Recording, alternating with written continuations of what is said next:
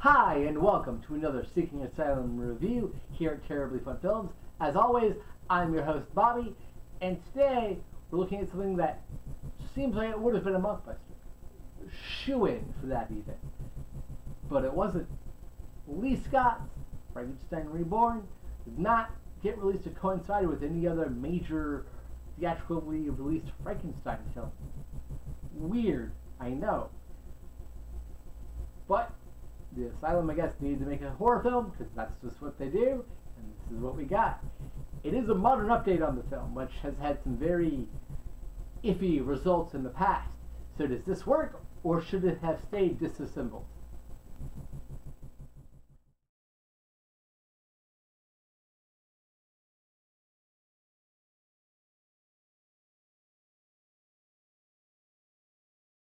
Okay, we're going to dive right into things here, because I don't need to get into the plot at all, because it's the plot of Frankenstein.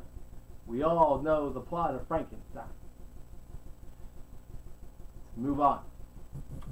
Director and writer Leigh Scott, who has written almost everything he's ever directed, if not 100% of everything, I would need to look that up, is okay here. The writing is easily the worst part of the film. There are some good ideas that aren't just from the there are some good ideas that aren't just from the original source novel, and the way they try to explore a more modern version of it is interesting, but it doesn't totally gel. There's a fairly substantial sequence of 5 to 7 minutes long in which Dr. Victor Frank, played by Brett Giles, is using drugs. Not just drugs, I believe it was heroin. It really adds nothing to the plot. It's weird and kind of awkward. It doesn't go anywhere. It doesn't fuel that much. The one time somebody on drugs comes up is after the monster has killed a person. So Frankenstein doing that stuff is just this weird aside. And given the length of that sequence, it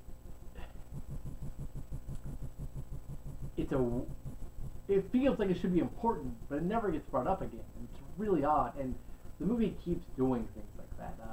With some of the side characters, like the original psychiatrist lady who's interviewing Dr. Frank, decides she can't handle it, and so she passes it off to her boss, the head of the psychiatric ward. He's played by Thomas Downey, and so then throughout most of the movie we come back between the present day interviews and everything else that's happened leading up to these interviews and Frank's arrest as he is being blamed for the murders the monster has committed. So there's a sequence of the present day stuff where the psychiatrist, Dr. Thomas Walton, is up on a roof smoking. He's talking with the two cops there, and then the original psychiatrist lady's up there.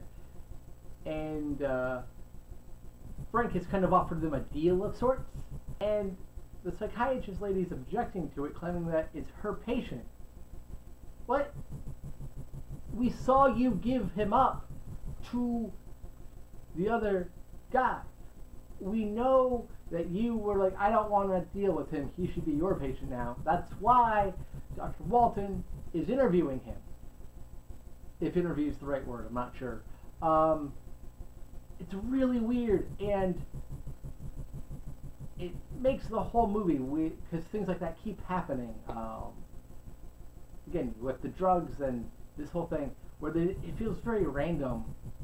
It wasn't well thought out in terms of the characterization or the arc or where the movie's trying to go, which kind of sucks. It makes it for a very weird watch. And not because it's low budget, not because it's goofy, and it is unintentionally goofy at times, but because it has no real sense of purpose. If I'm watching the Asylum's War of the Worlds, if I'm watching their Sherlock Holmes, their Jack and the Beanstalk story, Jack the Giant Killer, I feel like those movies had definitive visions and ideas that they were getting out and working towards, even if it doesn't totally work for the whole time. Even if it's only so successful.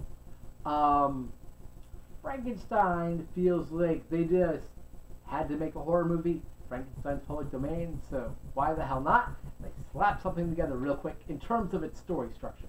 In terms of the story arcs it's presenting, it has lots of plot holes. And they're all minor plot holes, but all the minor plot holes build up to one massive film whose main thread kind of makes sense, but everything else is like just punctured through.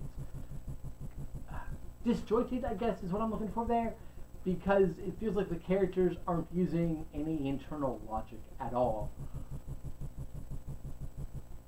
And that makes you not give two shits about what's going on in the film at all. The characterizations in that regard are okay to really good. Frankenstein himself, well, Frank, Dr. Frank, Future Frank, is really well thought out. He's really smart, and as he should be, you know. But the way they show him going from trying to control the monster to giving up all hope, knowing the monster is going to kill him, and that type of thing, is really interesting. And I think they do that fairly well. I also think that Thomas Downey's character, Dr. Walton, who's the main psychiatrist discussing it, is really interesting.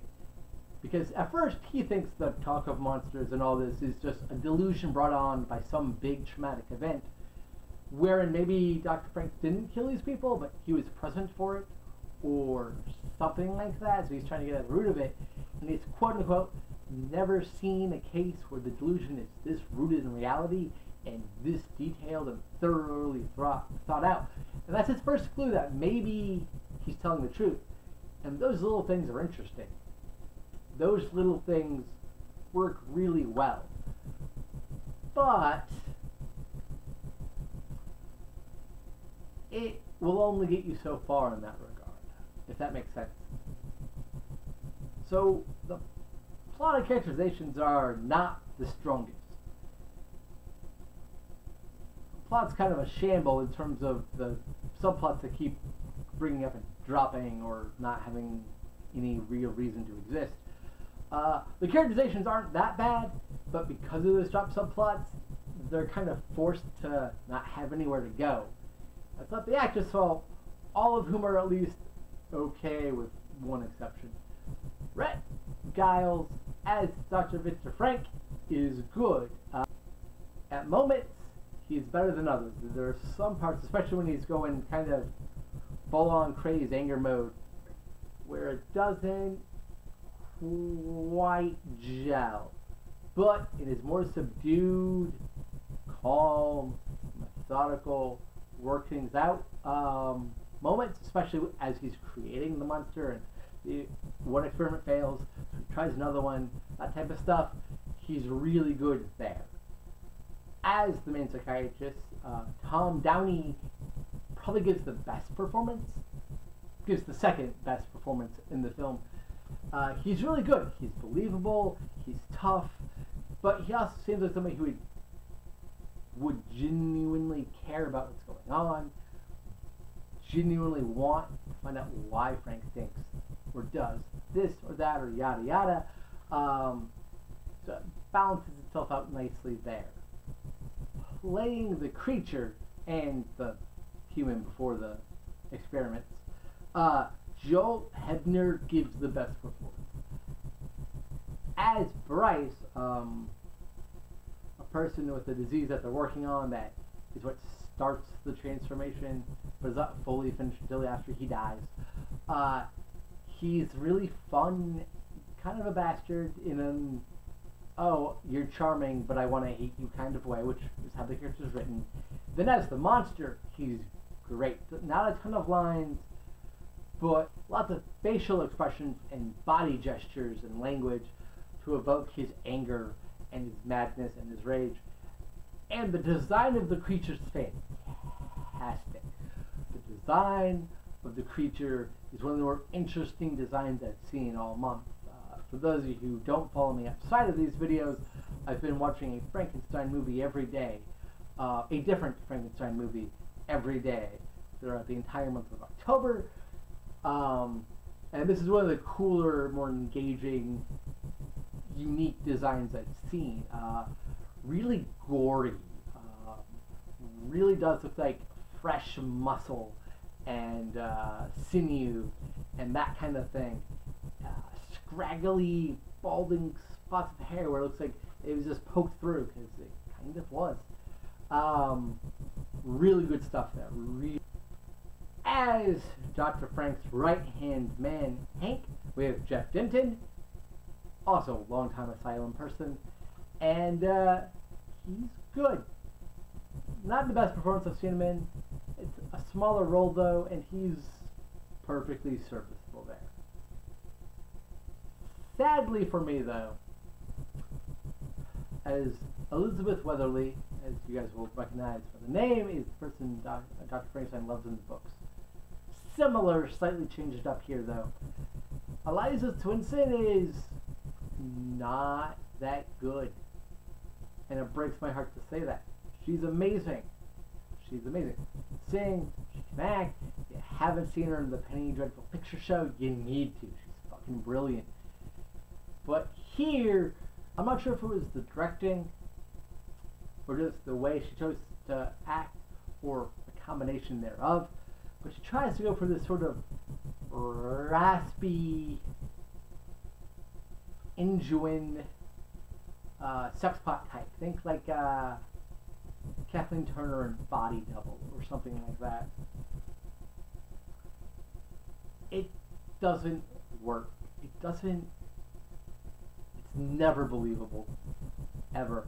It's never a moment where she says a line like, "Oh yeah, I believe that." It always sounds not forced, because that's the right term, but it sounds unnatural, and it doesn't sound like that's how the character should be speaking, should be sounding. It's really bizarre, and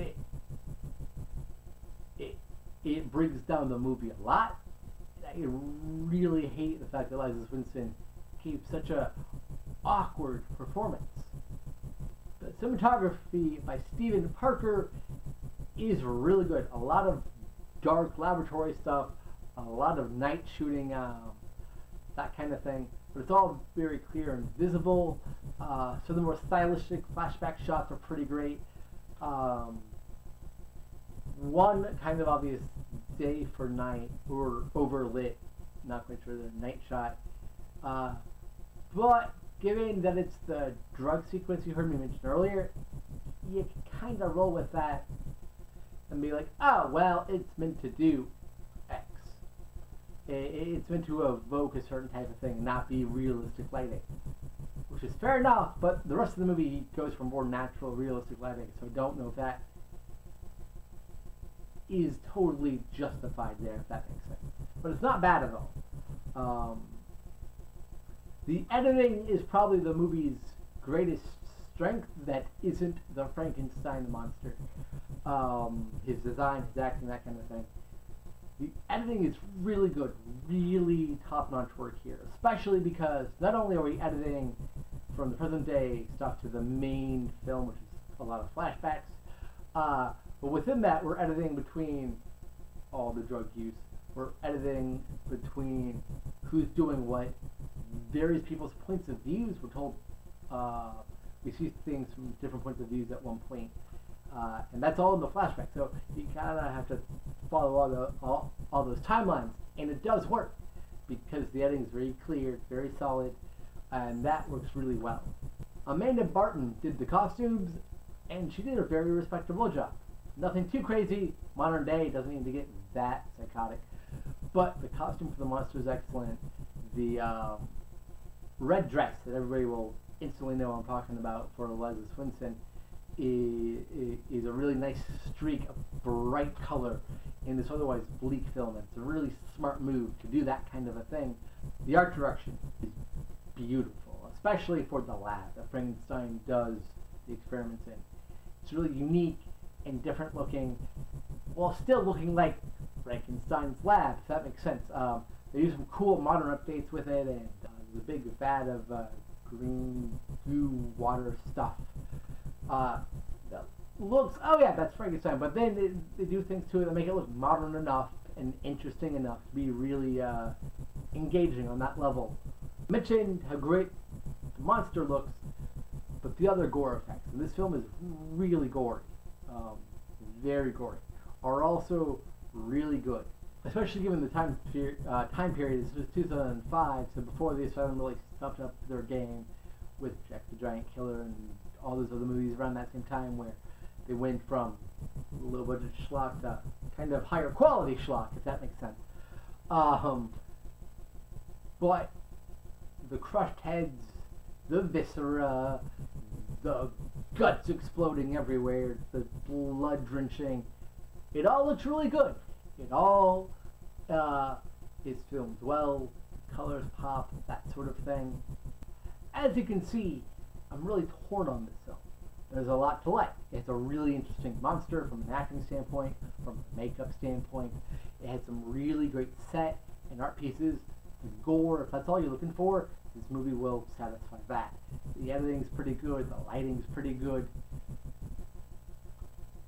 But its script and one actress don't gel. It never totally comes together because it leaves plot holes all over the place. It does not finish out every thought it has, and it introduces things without paying them off later for no reason. And these aren't small details. Like, this isn't just like he grabs a liquor bottle from the cabinet and he drinks. Maybe he just wanted to drink. That doesn't mean he's an alcoholic. But when you show me for a long extended period of time a main character using drugs like that, I expect a payoff, and not having that is weird.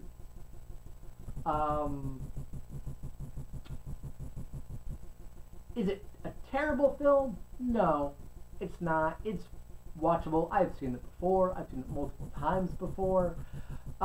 It's watchable. It's engaging enough. When it works really well. But be prepared to have some questions at the end and to think, oh, that was an okay low budget film. Sometimes you watch the Asylum films and they're better than the theatrical counterparts, or they're better than you expected if they're not a mockbuster. That's not the case here. But if you love the Frankenstein story, if you love the Asylum, or you just want a gory horror film for the Halloween season, yeah, check this out. You won't hate yourself afterwards. Thank you for watching. As always, I've been your host, Bobby, and I'll see you next time.